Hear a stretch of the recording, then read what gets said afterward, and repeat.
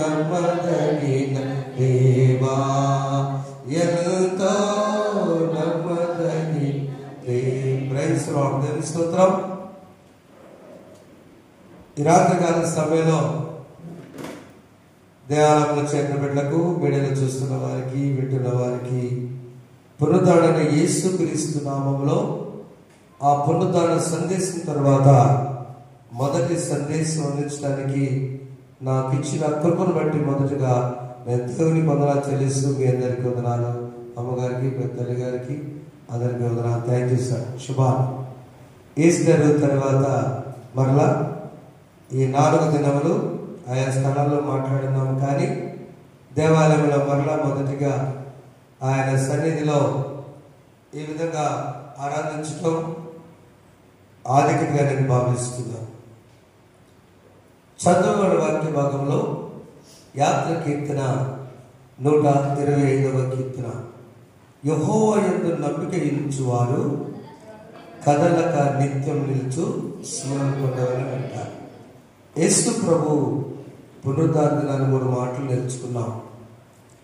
పునరుద్ధానం అయిన తర్వాత 7 మాటలు ప్రభు పలికారు మగ్దలేని మరియతో, అక్కడ తోట వాళ్ళతో, తోమాతో, వాళ్ళందరితో మాట్లాడారు. చిన్న ప్రార్థన.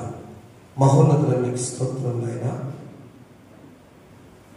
నీ యందు నమ్మిక ఉంచేవారు ఒక నూతన ప్రారంభం, న్యూ బిగినింగ్ వారి జీవితాల్లో ప్రారంభిస్తుండగా పునరుద్ధానం తర్వాత మేము ఏ కార్యం చేపట్టాలో, కార్యం చేపట్టే సమయంలో ఏమి చేయాలో మాతో మాట్లాడండి. యేసు నామములో వేడుకొంచున్నాం తండ్రి, ఆమేన్. ప్రియమైన వాళ్ళారా, ఈ దినము న్యూ బిగినింగ్, నూతన ప్రారంభం. అంతేనా?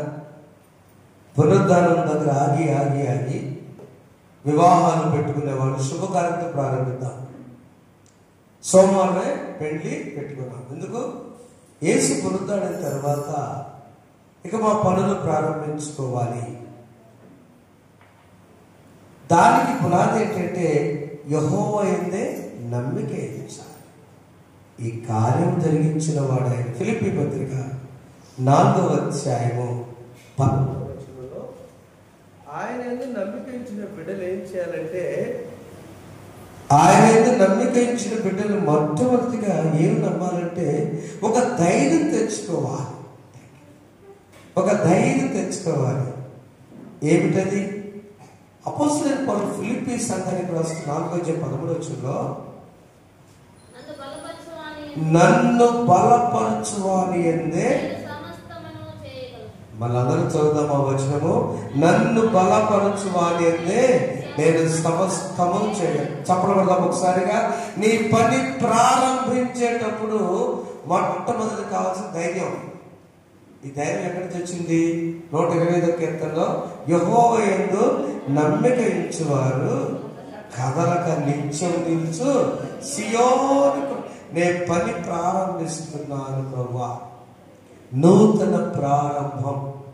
ఒక శుభకార్యంతో అబ్రహాము తన కుమారుడికి వివాహం చేయడం, ఆదికాండం 24 తన కుమారుడికి వివాహం చేయాలని ఆలోచన వచ్చినప్పుడు తన ప్రారంభించినటువంటిది ధైర్యం ఏంటంటే, నేను సమస్తము నన్ను బలపరిచిన నా దేవుని యందు, నన్ను ఇన్ని సంవత్సరాలు నడిపించిన నా దేవుని యందు, నాకు బిడ్డలు లేకపోతే బిడ్డలు ఇచ్చిన నా యెహోవా దేవుని యందు నేను సమస్తం ఆయన చూసుకుంటాడు.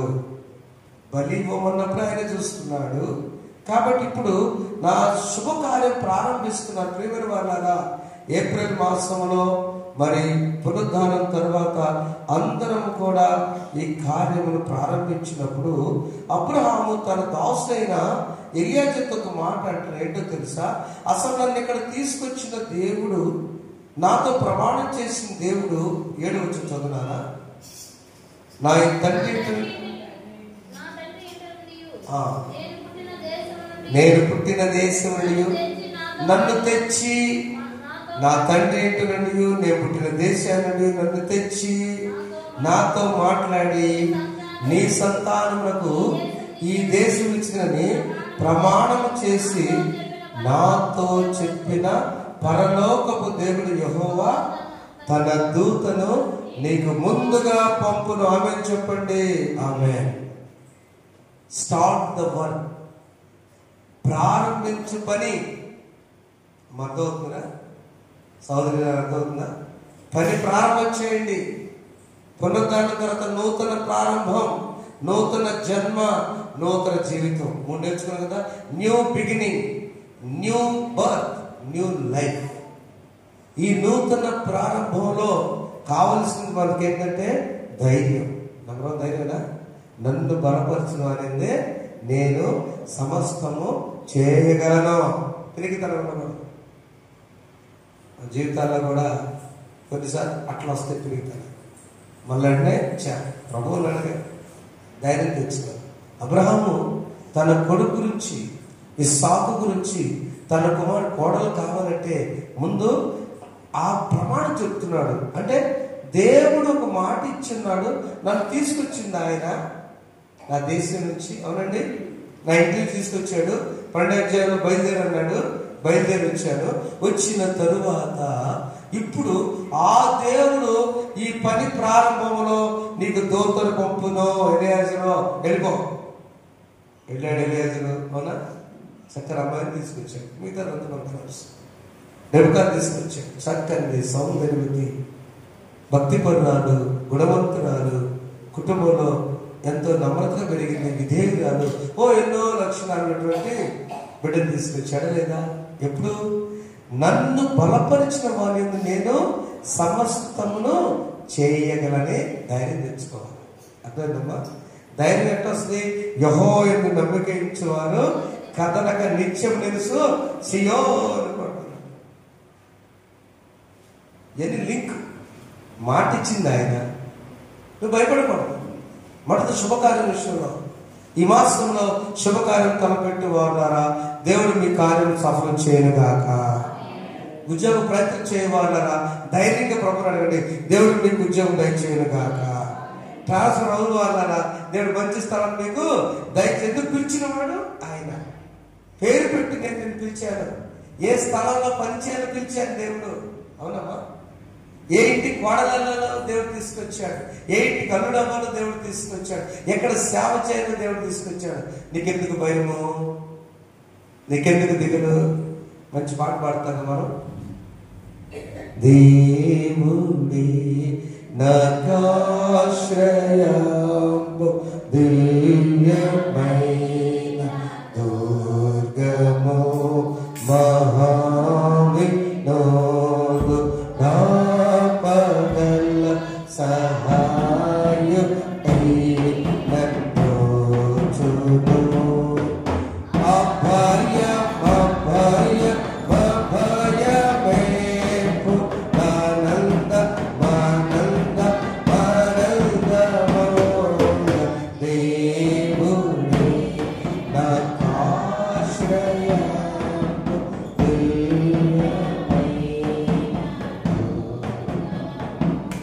నువ్వు పని ప్రారంభించు, దేవుడు మొదలుగా దూతనిస్తాడు. రెండవది, ఆ పని జరగక ముందే సామెతల గ్రంథం 16:3 నీవు మోయటానికి ప్రయత్నం చేయక ఇది నాది కాదు నీది ప్రభువా, నీ పనుల భారము యెహోవా మీద మోపుము. తర్వాత అప్పుడు నీ ఉద్దేశం అని చదవండి. నీ పనుల భారము యెహోవా మీద మోపుము, అప్పుడు నీ ఉద్దేశాన్ని ఆమె చెప్పండి. ఆమె అంటే పని స్టార్ట్ చేశాం, పని భారమైంది. యేసు ప్రభు ఏం చెప్పారంటే, ప్రయాసపడి భారం వహించున్న సమస్త జనులారా నా ఎద్దకు రండి, నేను మీకు విశ్రాంతిని కలుగజేస్తాను. ఆయన రెస్ట్ ఇస్తానండి. మన భారం మనం మోస్తే కొంతవరకే మోస్తాం. ఒక బిడ్డనైతే ఇక్కడ ఎక్కించుకుంటాం, ఇంకో బిడ్డ ఇక్కడ ఎక్కించుకుంటాం, నలుగురు ఎక్కించుకుంటాం. కష్టం కదా అది. నలుగురిని నీవే క్షేమంగా తీసుకెళ్ళి ప్రభువా, ఈ నలుగురు నేను వారు నడిచే శక్తి ప్రభువా అంటే ప్రభువు చూస్తాడు.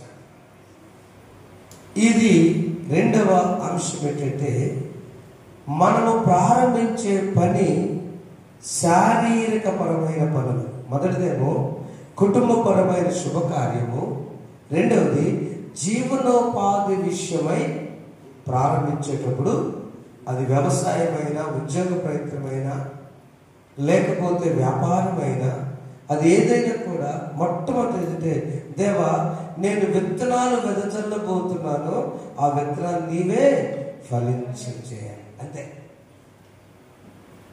నేను ఎంట్రన్స్ రాయబోతున్నాను ఎగ్జామ్ ప్రభువా, డిఎస్సి పడింది నాయన, పోస్టు పడింది ప్రభువా, కనుక మొట్టమొదట నీ ప్రయాస రాత్రులు పగలు చదవటం మంచిదే, కానీ ప్రభువా ఈ ఉద్యోగ సమస్య నీ మీద వేసిన, నీ చిత్తమైతే నాకు దయచేయాలి,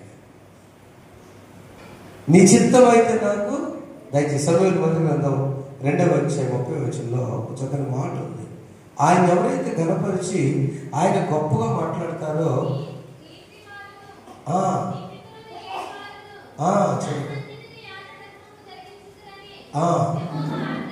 యెహోవా ఆజ్ఞించున్నాడు,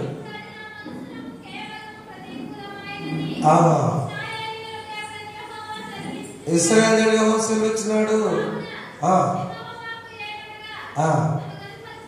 రైట్, నన్ను ఘనపరచు వాని యందు నేను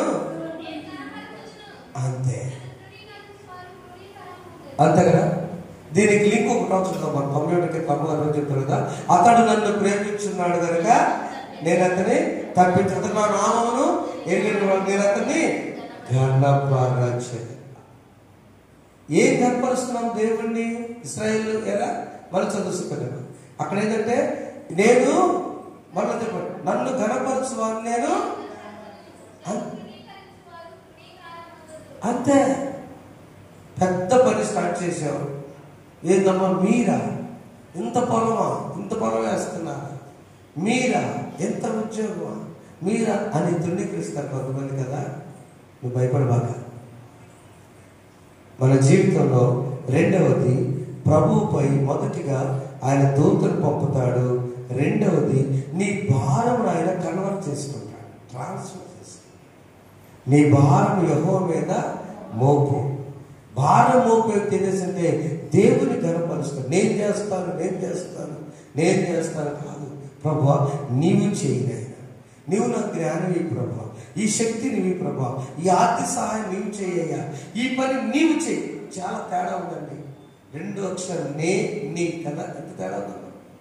చాలా తేడా ఉంది. నేను చేస్తానంటే నీ భారవంతా నెత్తిన పెట్టుకుని మోస్తున్నట్టు, నీవు చేయి ప్రభు అంటే ఆ బర్డెన్ ట్రాన్స్ఫర్ అయినట్టు. ఇట్ ఈస్ కన్వర్ట్ వెళ్ళిపోయింది. అది ఆ సమస్య ప్రభుపై వేసినట్లు. భారమంతా ఒంటరిగా మోసుకుంటున్నామే. విధవరాలు భర్త చనిపోతే రాజు 2 వచ్చాను. ఆమె ఏం చేసిందంటే సమస్యను దైవజనుడి దగ్గర తీసుకొచ్చింది. సమస్యను దైవజనుడి దగ్గరికి వచ్చి అప్పుల వాడిని సమస్య చేస్తానంటే తన భారాన్ని దైవజనుడి దగ్గర, అయ్యా ఎలీషా, నా పెరిమిటి నీ దగ్గర పనిచేసాడు కదా, ఉందమ్మా నా దగ్గర పనిచేసాడు కదా, నీ దగ్గర చదువురా. అంతటి ప్రవక్త శిష్యులో ఒకరి భార్య నీ దాసుడైన నా యజమానుడు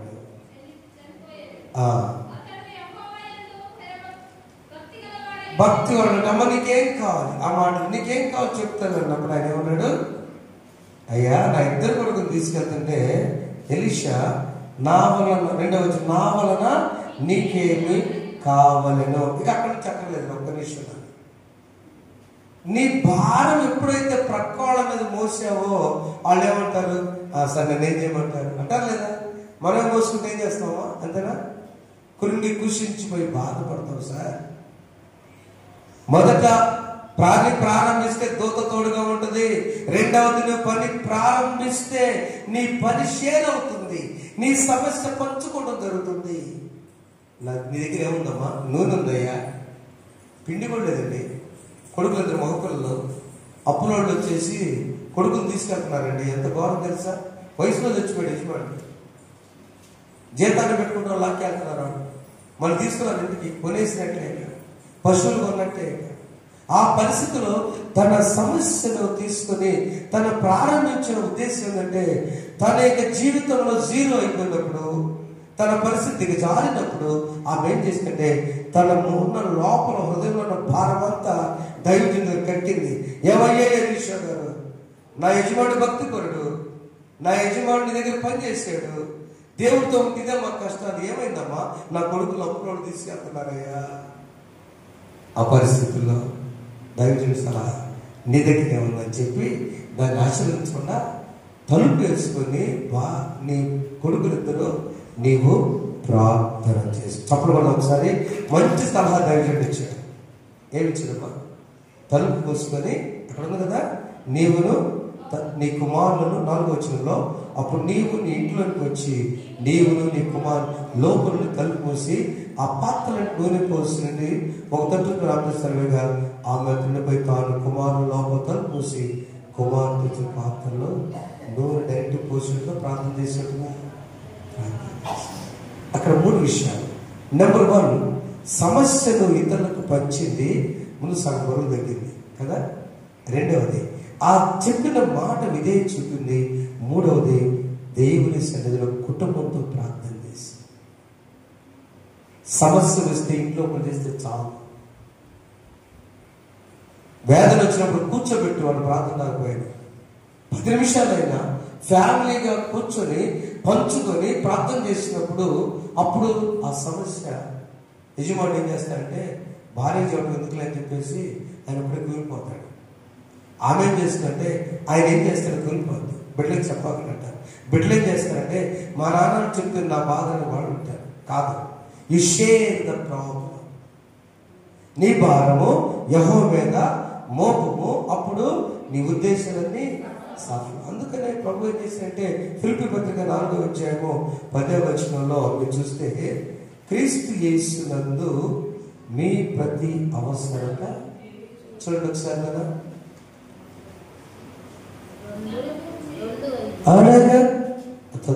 అడగక ముందే 4:10 అక్కడనే 2వ చూడండి పర్లేదు, అవసరాలు తీర్చిన ఆత్మీయుడా ఎందరు ఉన్నా బంధువు నీవే, బంధాలను పెంచిన భాగ్యవంతుడా. మళ్ళా అడగక ముందే అక్కడనే అవసరాలు తీర్చిన ఆత్మీయుడా ఎందరు ఉన్నా బంధువు నీవే, బంధాలను పెంచిన భాగ్యవంతుడా.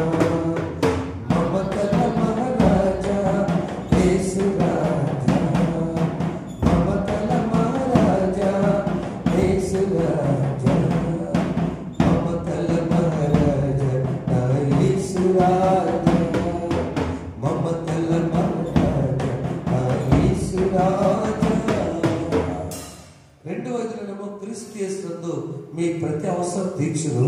కానీ సంతృప్తి ఎక్కడుందంటే 4:11లో, నాకు కొదువు కలిగినందున నేను ఇలాగ చెప్పట్లేదు, నేను ఏ స్థితిలో ఉన్నానో ఆ స్థితిలో సంతృప్తి కలిగిట అమ్మ అందరూ చూద్దాం ఏమనుకోకుండా.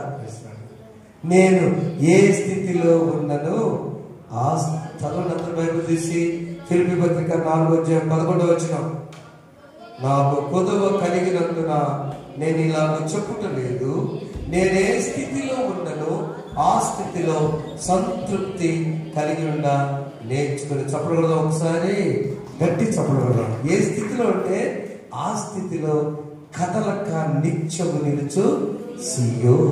ఎవరు? యెహోవా యందు నమ్మకం. అంతేనండి, మన అంశం వచ్చు. యెహోవా యందు నమ్మకించిన వాడు న్యూ బిగినింగ్, నూతన ప్రారంభం స్టార్ట్ చేయండి. అబ్రహాము తన కుమారుడు కోసం, కోడల కోసం స్టార్ట్ చేశాడు. ఏం చెప్పాడండి? నీకు ముందుగా దూత ఉంటుంది, అంతే. 2వది, సమస్య వచ్చినప్పుడు నీ భారము షేర్ చేయ, యెహోవా మీద మోపము, అప్పుడు ఆయనే నిన్ను ఆదుకుంటాడు. అంటే ఏం చేస్తాడని, ఆమె సమస్యల్లో కొడుకులు 2 చావు బతుకుల మధ్య అనగా అప్పులను తీసుకెళ్తుంటే ఎలీషా దగ్గర శిష్యర్గం చేసిన వారి భార్య, నా భర్త బతుకుడయ్యా చనిపోయాడని సమస్య ఏం చేసింది, మోసుకుని దైవజనుడు చెప్పింది. నూనె ఉంటే అమ్మ ఆ నూనె పాత్రలన్నీ తీసుకురా, అవన్నీ నింపేసి మళ్ళీ తీసుకొచ్చింది. అయ్యా నన్ను ఏం చేయమంట? ఆశ్చర్యం జరిగింది, అద్భుతం జరిగింది. ఆ సమస్య పెట్టుకొని వేడకుండా సమస్యను పంచుకుంటం వల్ల ఆమె మరలా వచ్చి నన్ను ఏం చెప్పారు, మొత్తం ఎంజాయ్ చేయి, ఈ కరుణ నువ్వు బ్రతుకు, ముందు అప్పులోకి ఆ నుంచి సమస్య పోగొట్టుకో, నీ భారము నమ్మకం వస్తే నీ భారము ట్రాన్స్ఫర్ చేయాలి. ఎవరికి? దేవునికి. రెండవది ఎవరికి? కుటుంబ సభ్యులు. అమ్మగారు కూడా అంతే, మా ఇంటి సమస్య వస్తే ఆ సమస్య కుటుంబ సభ్యులు పంచుకుంది, కుటుంబ సభ్యులు పంచుకున్నారు, ఆశీర్వించుకోవడం, అందరూ ఆశీర్వించుకోవడం. మన జీవితాల్లో ప్రారంభించి పని అయితే భయపడదు. నువ్వు ముందే ఊహించుకొని అంత సమస్య అంతా ఊహించుకొని బరువు పెట్టుకుంటే కాదు, స్టార్ట్ అయిపో. ఫెయిల్ అయ్యేవా సబ్జెక్టులో మళ్ళీ రీస్టార్ట్ చేయి. ఏమైంది? వ్యవసాయమా నష్టం వచ్చిందా, ప్రార్థన చేసుకుని మళ్ళీ రీస్టార్ట్ చేయి. ఎక్కడ లోపం సెట్ చేసుకో. వ్యాపారమా తెలుసుకో, అనుభవం దగ్గర పరిచర్య తిరిగి స్టార్ట్ చేయి. వివాహ సంబంధాలా, ఎన్ని సంబంధాలు వచ్చినా నాకు ఎందుకు ఇలా జరిగిందని వేదన పడుతున్నామన్నో నీ కొరకు దేవుడు ఉత్తమదాన్ని చూచాడు. ఆమేన్, ఆమేన్. ఉద్యోగ ప్రయత్నమా, డోంట్ వరీ, ఏదో నీకు మేలైనది ఆయన జరిగించిన నీ భారము. చివరిగా ప్రభు దగ్గర మనము అందరూ కలిసి, అయ్యా మొదటిగా దూతలు పంపావు, రెండో భారం మోసాను, మొదలుగా ప్రభు దగ్గర యేసయ్యకు దూరం అవ్వాలి. జక్కయ్య తన భారం వదిలించుకున్నాడు, ప్రభువుకి దగ్గరయ్యాడు. చివరిలో ప్రభు మాట అంటాడు, ఇతడు కూడా అబ్రహాము లోకస్వార్థ పద్ధతి. ఎందుకు ఈ మాట వచ్చిందండి? ఎందుకు వచ్చింది? యేసయ్యకి దగ్గరయ్యాడు. ఏవాడమా నాకు అయ్యా నాకు సమీపముగా ఉంటుంది, దేవుడు నాకు సమీపంగా ఉన్నాడని కీర్తన రాస్తాడు. God is very near to me. ఆల్టర్ దూరంగా లేదు, నీవు దాని దగ్గరకు వెళ్తా ఉండు. ప్రభు రెడీగా ఉన్నాడు, దగ్గర, కొంచెం దగ్గర. ఎందుకురా మీరు నాతో ఎప్పుడు దూరంగా ఉంటావు? ఆయన ఏమైనా అంటాడా? నాతో మాట్లాడుతుందామా? ఆ భయం పోగొట్టుకో, చెప్పు, ఈసారి అలా చేయనని. దగ్గర నాన్నగారికి ఆయన ప్రేమ నుంచి దూరం కావుగా, నీ ప్రేమ నుండి వేలుపరచలేవు నా యేసయ్య, నా యేసయ్య. జక్కయ్య దగ్గరేనండి. నువ్వు నమ్మకం ఉంటే, నీకు నిజంగా నీ తండ్రి అంటే తప్పేరు అడుగుతాడు, పోయి చచ్చిపోకుండా దేవుడు తండ్రికి దగ్గర అవ్వలేదా? అయ్యలేదమ్మా. తెలుసుకున్నాడు, దగ్గర అయ్యాడు. నీవు ఎప్పుడైతే నువ్వు ఆశీర్వించబడాలంటే, నువ్వు పని స్టార్ట్ చేయాలంటే ఒకడు ఎందుకు నువ్వు రా దగ్గర. దేవునికి దగ్గరైనప్పుడు just let us nearer to God. Start the work. పని ప్రారంభించేటప్పుడు నమ్మదగిన దేవా, నన్ను పిలిచిన దేవా, నా దేశం నుంచి, నా చుట్టాల నుంచి అబ్రాహాము మాట అన్నాడు, నన్ను పిలిచిన దేవుడు వెనక్కి వెళ్ళిపోయాడు, దెబ్బ వెనక్కి వెళ్ళిపోయాడు. అవునా? సుమారు 50 ఏళ్ళు వెనక్కి వెళ్ళి, నన్ను పిలిచిన దేవుడు నా కొడుకు విషయంలో, వివాహ శుభకార్య విషయంలో పని స్టార్ట్ చేస్తున్నాడు, దూతను పంపించును గాక, ఆ దేవుడు మనతో ఉండును గాక. రెండవది ఆర్థిక పరమైన పనులు, వ్యవసాయ పనులు, కుటుంబ భారము ఉన్నప్పుడు దేవుడు అన్నాడు, అదిగో అక్కడ విధురాలతో తోడైన దేవుడు, నీ సమస్య పంచుకుంటే నన్ను ఏం చేయమంటావమ్మా? అదే యేసు మనతో అన్నాడు, సిస్టర్ ఫర్ యూ, నా బిడ్డ నీకెవరికి ఇచ్చినట్టే, అయ్యా ఇది సమస్య అసలు నీ దగ్గరే ఉంది, దాన్ని నీవు నీ కుటుంబంతో పంచుకొని ప్రార్థన చేయి, నువ్వు ఆశీర్వదించు, ఆ దేవుడే మనం ఆశీర్వదించును గాక. మూడవదిగా ఆధ్యాత్మికంగా దగ్గర అవుదాం, ప్రభు దగ్గరికి ఆధ్యాత్మిక దగ్గర అవుదాం. బైబిల్ స్టార్ట్ చేస్తున్నామా? న్యూ బిగినింగ్ తిరిగి మరి బైబిల్ స్టార్ట్ చేద్దామా? మా బావగారు రాత్రి వరల్డ్ విజన్ ఆయన ఏంది వరకు ఆ బైబిల్ అంతా నలిగిపోయింది అన్నాడు. బావగారు బండిలో పెట్టామని నలిగిపోయింది, ఉండకూడదు అట్లా. నీ బైబిల్ తిరిగి స్టార్ట్ చేసి, నీ ప్రార్థన తిరిగి స్టార్ట్ చేసి, నీ కుటుంబం చక్కపరచుకొని తిరిగి స్టార్ట్ చేసి, పండగ అయిపోయింది రిలాక్స్ అవ్వక మొదట ఏంది మనం 7 వారాల్లో మొదటిది ఉపవాసము. స్టార్ట్ చేద్దాం. ఉపవాసం తర్వాత రెండవది ఏంటండి? ప్రార్థన. అంతేనా? ప్రార్థన, ఉపవాసం చేసి ప్రార్థన చేయాలి. మూడవది విశ్వాసం. అమ్మ థ్యాంక్ యూ. నాలుగవది విశ్వాసం ఉంటే శ్రమలు ఆటోమేటిక్ వస్తాయి కదా. ఐదవది పరిచర్య. ఆరవది ఆశీర్వాదం. ఏడవది పరిశుద్ధ వారం. 8 సులువు ధ్యానం. 9 పునరుద్ధానం. 10వది మరలా పునఃప్రారంభం. రీస్టార్ట్ చేద్దాం. ప్రారంభిద్దాం. అద్భుతాలు పొందాం. ప్రారంభంలో దేవుడు దూతలు పంపిస్తాడు. ప్రారంభమైన భారాన్ని మోస్తాడు. ప్రారంభంలో ఆయన దగ్గరకు వస్తే కొడుకు ఎక్కడో దూరం ఉంటే తండ్రి దిగి వచ్చి తానే ముందుకు వచ్చి నా తండ్రి నన్ను లేచి పడదాం.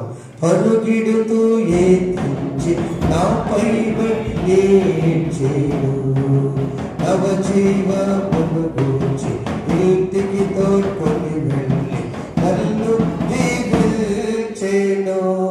అందరూ పడదాం. తండ్రి పరిగెత్తుకుని వెళ్తున్నాడు కొడుకు దగ్గరకు అవుతుంటే నా తండ్రి నన్ను చూచి పరుగిడుతూ ఏ తెంచి నాపై నవ జీవమును గూర్చి ఇంటికి తోడ్కొని వెళ్ళి నన్ను దీవించెను. నా జీవిత కథయంత యేసు కృపకు ధనలు సాక్ష్యమై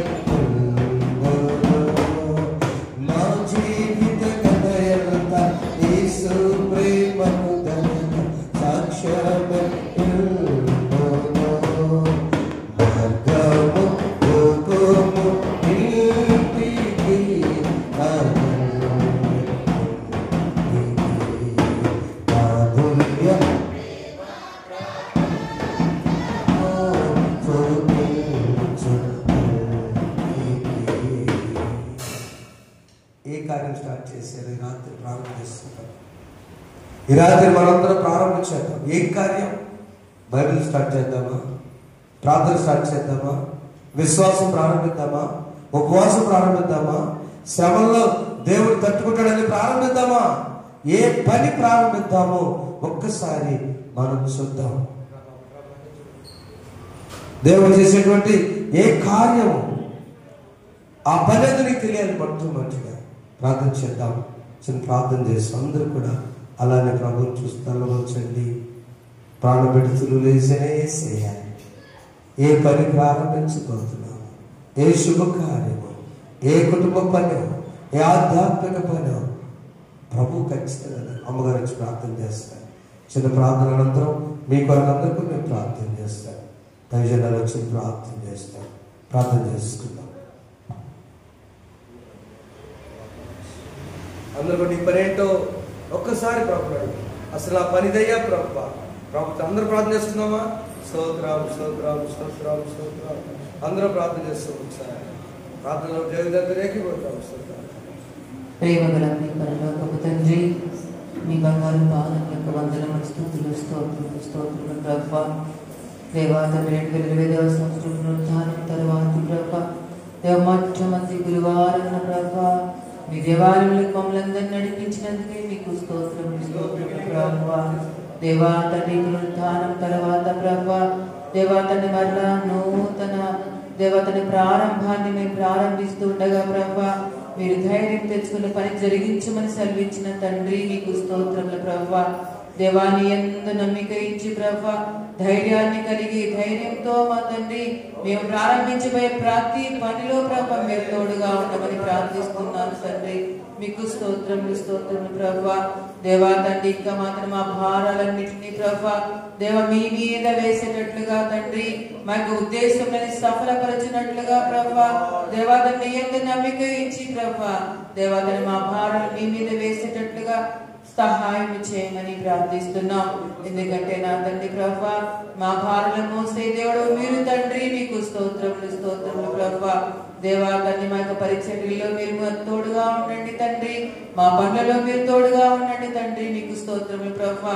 దేవా తండ్రి తప్పిపోయిన కుమారుని మా తండ్రి ప్రభు దేవా తండ్రి తండ్రి ఎదురు చూసిన రీతిలో నా తండ్రి మా బిడ్డల కోసం మీరు ఎదురు చూస్తున్నందుకే మీకు స్తోత్రములు చెల్లిస్తున్నా తండ్రి.